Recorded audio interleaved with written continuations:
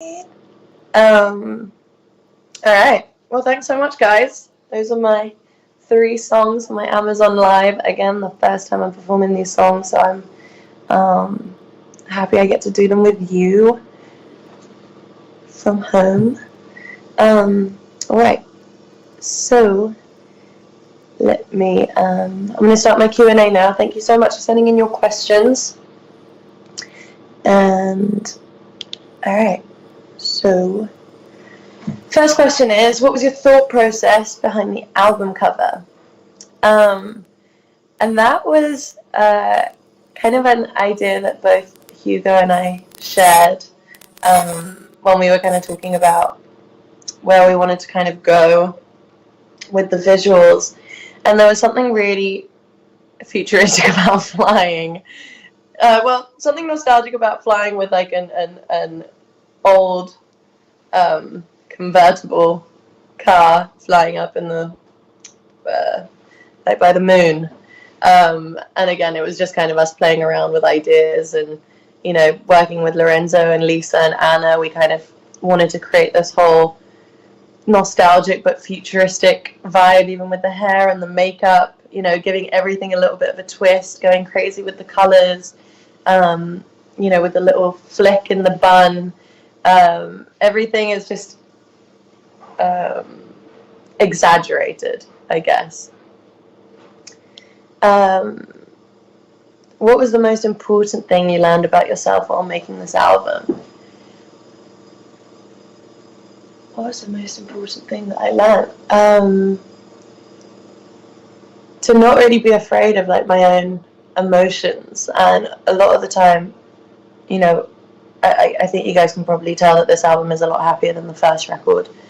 And I think for so long I felt like I could only write music that was sad or had like a sadder meaning behind it. And I think getting out my comfort zone and talking about very personal things that did make me happy, I don't know, I felt like writing a happy pop song just wouldn't be very cool. And so I had to kind of get out of that mindset and just make something that, you know, was honest but made me happy, because I was happy in the process of making this record. Which song took the longest to make?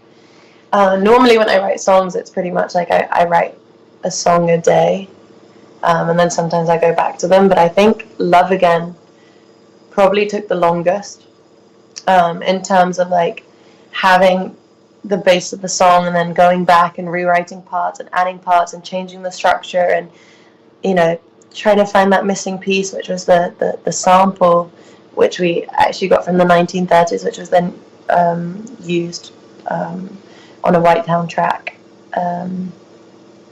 So that was kind of the one that took the longest. Everything else, I feel like, you know, it did a song a day, and then it was kind of the production tweaks that was kind of more of an ongoing process. Where did Sugar Boo come from, and what made you want to add it in Levitating? It's cute. Sugar Boo is, so when me, Sarah, Coffee, and Cos get in a room together, there's all kind of crazy words that we just kind of make up on the spot and start calling each other, and Sugar Boo is just our cute name for each other, really. And so it was Coffee's idea to just be like, we should put Sugar Boo in the song, and it seems to be the one lyric that everybody like picks out. So yeah, it's just us in a nutshell, really. Where do you see your music career in 30 years? Oh my god. You know, I want to be just, you know, making music for as long as possible and being able to use my platform for things that I'm really like passionate about, and you know, for as long as you guys want me around, I'll keep making albums and making music, and you know, this is what I love to do. So I find, you know, my happiness, and I feel like my clarity really comes from being able to go to the studio and write down my thoughts. So yeah, I want to be doing this for a while. Are the songs autobiographical?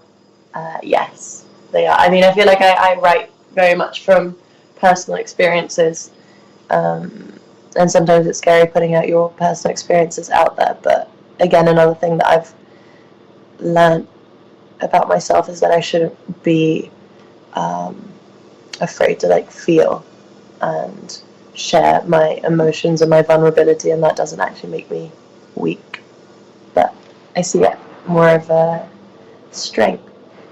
How many liters of water do you drink a day? I drink a lot of water. I'm currently drinking water. I feel like I'm always, I don't really drink anything. No, when you say water, I want to drink more water. So I don't really drink any fizzy drinks. I've never really been a fan. So lots. I mean, maybe 2.5 liters. Depends. But yeah, I drink a lot of water. What makes you happy? Music obviously makes me happy. Sitting down watching a cute movie with my boyfriend makes me really happy. Winning at Uno makes me really happy. Cooking and hanging out, and now getting FaceTiming my friends and speaking to my family, and all those things make me incredibly happy. And getting to do my hobby as my job makes me very happy. How do you maintain your voice? Well, I do lots of vocal warm-ups. I warm up, I warm down. I'm really careful to not yell and shout and strain my voice in unnecessary ways. When I'm on tour, I'm cautious. I don't like to drink, and I don't really stay up too late. And this one's a hard one for me, but I try not to eat spicy food and dairy and all that kind of stuff. And as long as I get enough sleep, then I think I manage fine. Where did I record the album? I did the album between London and LA. Really back and forth a lot. I felt like while I was recording the album, I was really chasing the sunshine. It was just like wherever it was warmer is where you'd find me. What are my lucky numbers? I think my lucky number is just 22. Yeah. And favorite TV series? Californication. Love Californication. Also Handmaid's Tale. Also really like The Night Of. Just finished watching that. That's brilliant TV series.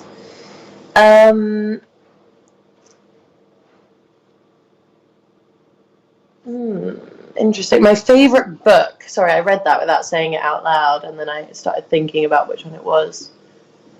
I think The Unbearable Lightness of Being is my favorite book,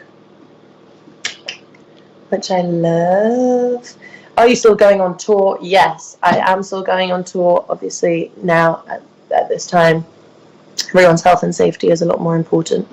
So my UK and European dates have been postponed, which are up on my website, and you can see the new dates, and then dates for the rest of the world, which I will be touring, and I will be trying to do as many places as possible as soon as I can. Those will be coming soon too. I guess we're all kind of waiting to see how everything develops, but I hope everybody's staying safe, and I'm sending everybody lots of love and good health, and to those that have been affected, I hope you all have a speedy recovery, and I'm thinking of you all, and sending my love. What's my favourite city? My favourite city has to be London. But I'm probably biased because I've just, born and raised here, and I love New York as well. I was spending my time half in London, half in New York, and I just absolutely loved it. And yeah, I can't wait to go back. I'm gonna do. I'm gonna do 2 more songs because I only have like a half an hour time frame. So before this all like switches off, I wanna. What does it say? What was the last song to go on the album? Last song to go on the album. I'm trying to think as I was kind of doing things. Last song to go on the album. I think probably the last song that I wrote was Pretty Please, which is kind of like the cherry on the cake. I love that song so much. Wrote it with Caroline Aylan and Julia Michaels, and it's produced by Ian Kirkpatrick, who also did Don't Start Now, and New Rules. Yeah, that was kind of the last song. And my favorite lyric on the album, my God, that's a really hard one. But I was recently talking about Physical and the I don't want to live another life because this one's pretty nice.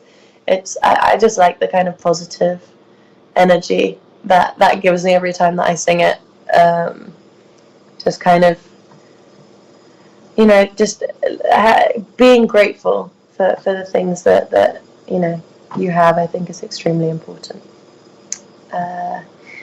So yes, thank you so much for checking this out and listening to the songs, and I hope you guys have enjoyed it and had fun, and I hope to see you all soon. Thank you so much, Amazon, for making this possible. Love you guys. Mwah, mwah. See, I'm terrible.